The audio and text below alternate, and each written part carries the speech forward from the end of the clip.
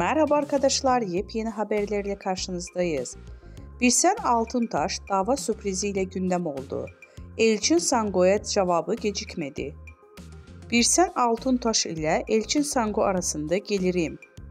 Dizi sektöründe yaşanan tekelleşme iddiaları hakkında yaptığı açıklamalarıyla gündeme gelen Birsen Altuntaş, Elçin Sango'ya dava açtı.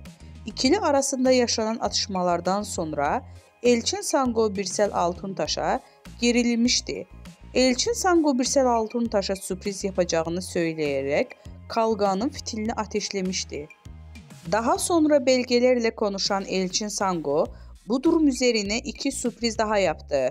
Sosyal medya hesabından Altuntaş'a dava açtığını duyurdu. Birsel Altuntaş'tan cevap.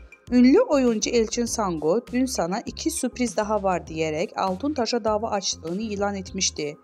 Birsel Altuntaş seninle son kez muhatap oluyorum diyerek dava açmıştı.